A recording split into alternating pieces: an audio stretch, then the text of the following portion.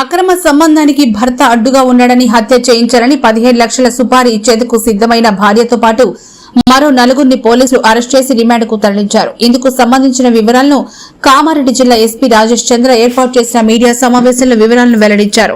మాచారెడ్డి మండలంలోని గన్పూర్ గ్రామానికి చెందిన సాడెం కుమార్ రేణుకలు భార్య భర్తలు.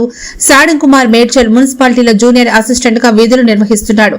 సాడెం రేణుకకు రాజన్న సిరిసిల్ల జిల్లా తంగళ్లపల్లి గ్రామ సమీపంలోని లలితమ్మ గుళ్ల పూజారిగా పనిచేసే కంపల్లి మహేష్ తో పరిచయం ఏర్పడింది. క్రమంగా వారి మధ్య వివాహేతర సంబంధం ఏర్పడింది. భర్త కుమార్ తన వివాహేతర సంబంధానికి అడ్డుగా ఉన్నాడని భావించిన రేణుక మహేష్ లు భర్త కుమార్ను హత్య చేయాలని పథకం వేసుకున్నారు. ఈ కుట్రను అమలుపరచడానికి అల్వాల్కు చెందిన మహమ్మద్ అష్ఫక్ కు 15 లక్షల సుపారీ ఇస్తామని ఒప్పించారు. అడ్వాన్స్ గా మహమ్మద్ అష్ఫక్ తో పాటు మొబీన్ అమీర్ అన్వర్ ముస్లింలకు 2 లక్షలు ఇచ్చారు. పథకం ప్రకారం కుమార్ కార్యాలయానికి వెళ్లే మార్గాన్ని గుర్తించి మాచారెడ్డి మండలం పరిధిలోని ఫరీద్పేట్ గ్రామ సమీపంలోని సోలార్ ప్లాంట్ వద్ద హత్యకు అనువైన ప్రదేశాన్ని ఎంచుకున్నారు.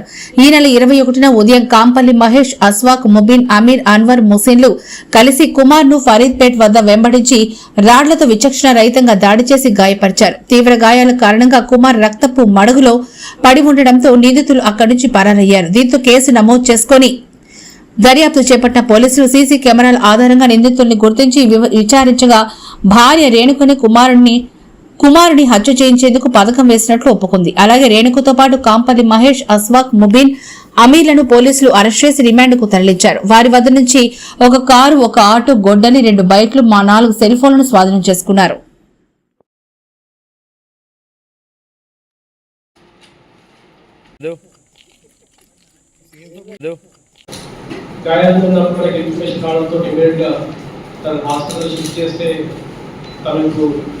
హాస్పిటల్లో ట్రీట్మెంట్ ఉన్నారు. వివరాలకు వెళ్తే ఆ హస్బెండ్ ఆ రోజు పొద్దున 6 గంటల అతను జూనియర్ అసిస్టెంట్గా పనిచేస్తూ ఉన్నాడు మెదక్ జిల్లాలో మున్సిపల్ డిపార్ట్మెంట్. ఆ పర్సన్ మార్నింగ్ డ్యూటీకి వెళ్తున్నప్పుడు అతని మీద అటాక్ అయింది. కొంతమంది వ్యక్తులు కార్లు, ఆటోలో వచ్చి అతని వెహికల్ని అడిగించి అతను దారుణంగా కొట్టి చంపే ప్రయత్నం చేశారు. లక్కీని ఆ సమయంలో ఆ రోడ్డు గుండా ఒక వెహికల్ తిరగడంతో ఆ వెహికల్ వాళ్ళు అక్కడ ఆపి తిరగడంతో అక్యూజ్ అందరూ నుంచి పారిపోవడం జరిగింది. ఇన్ఫర్మేషన్ తెలుసుకున్న పోలీస్ టీమ్ సీసీ కెమెరా మొత్తం కూడా వెరిఫై చేసి ఆ అక్యూజ్ ఐడెంటిఫై చేసి పట్టుకోవడం జరిగింది. అండ్ దాంట్లో main reason illegal affair between accused, one of the accused Mahesh and ఎవరైతే ఇప్పుడు గాయాలతో హాస్పిటల్లో ఉన్నాడో అతని వైఫ్ మెయిన్ ఇందులో అక్యూజ్లో ఉన్నట్టుగా మనకు తెలిసింది. సో ఆ లేడీకి అక్యూజ్ మహేష్కి గత 4 సంవత్సరాలుగా ఒక ఇల్లీగల్ అఫేర్ ఉంది. అండ్ దాంతో ఈ హస్బెండ్ని అడ్డు తొలగించుకొని అతని జాబ్ని తీసుకుని అతనికి వచ్చే కాంపన్సేషన్ తోటి వీళ్ళిద్దరు సెటిల్ అయినటువంటి ప్లాన్ తోటి వీళ్ళిద్దరు కలిసి ఒక 15 లక్షల రూపాయల సుపారీకి ఒక గ్యాంగ్ని మాట్లాడడం జరిగింది. ఆ గ్యాంగ్కి ఇతని ఫోటోగ్రాఫ్ ఇచ్చి ఇతని చంపాలని చెప్పేసి ఇతను వెళ్ళే రూట్ని మొత్తం కూడా స్వయంగా మనకు విక్టిమ్ వాళ్ళ వైఫ్ అండ్ అక్యూజ్ మహేష్ కలిసి ఆ గ్యాంగ్ మొత్తం చూపించి ఓ పథకం పని 21st రోజు మార్నింగ్ ఆ డేట్ ఫిక్స్ చేసుకుని అక్యూజ్ స్వయంగా అక్కడ ఉండి అక్కడ విక్టిమ్ వాళ్ళ వైఫ్ కూడా మొత్తం ఇన్ఫర్మేషన్ పాస్ ఆన్ చేసి ఎప్పుడైతే ఇంట్లోంచి బయలుదేరాడు ఆ ఇన్ఫర్మేషన్ కూడా అక్యూజ్కి ఇవ్వడంతో వాళ్ళు ఫరీద్పేట గ్రామ సమీపంలో గల ఈ ప్లేస్లో ఎక్కడ సీన్ ఆఫ్ క్రైమ్లో అక్కడ వాళ్ళని ఆపి ఈ అటెంప్ట్ చేయడం జరిగింది. అండ్ దీనికి సంబంధించి ఈ సుపారీకి సంబంధించి ఆల్రెడీ 2 లక్షల రూపాయలు ఈ లేడీ మహేష్ ద్వారా ఆ పర్సన్లకు ఆ గ్యాంగ్కి ఇవ్వడం జరిగింది.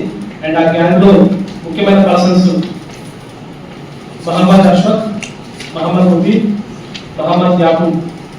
ఈ గ్యాంగ్లో మరొక 2 సభ్యులు ఉన్నారు. వాళ్ళు ఇంకా వాళ్ళ కోసం మేము గాలింపు చర్యలు చేస్తూ ఉన్నాం.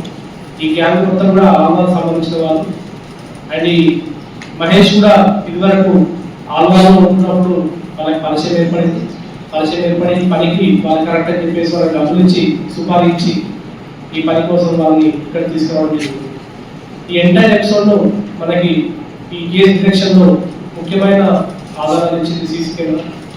మన జిల్లాలో ఆల్మోస్ట్ చాలా ప్లేస్ కూడా సీసీ కెమెరాస్ అన్ని ఏర్పాటు చేయబడ్డాయి. అండ్ కొన్ని ప్లేస్లో కొన్ని వర్కింగ్ స్టేజ్లో లేవు. వాళ్ళ ఏరియాని ఈ అటెంప్ట్కు కొన్ని గంటల ముందే వచ్చి వాళ్ళు దాన్ని లెక్కి చేసుకోవడం, వాళ్ళంతా కూడా మొత్తం పలడం అంతా కూడా సీసీటీవీ ఫుటేజ్ మొత్తం రికార్డ్ అయింది. దాని ఆధారంగా వీళ్ళని ఐడెంటిఫై చేసి వీళ్ళ ఆటో చెక్ చేస్తే వీళ్ళ దగ్గర ఆటోలో కూడా కొన్ని మార్గాలు అండ్ బాక్స్ అండ్ వాళ్ళ మొబైల్ ఫోన్స్ ఏవైతే కమ్యూనికేషన్స్ యూజ్ చేసినారో వాటిని కూడా సీజ్ చేయడం జరిగింది.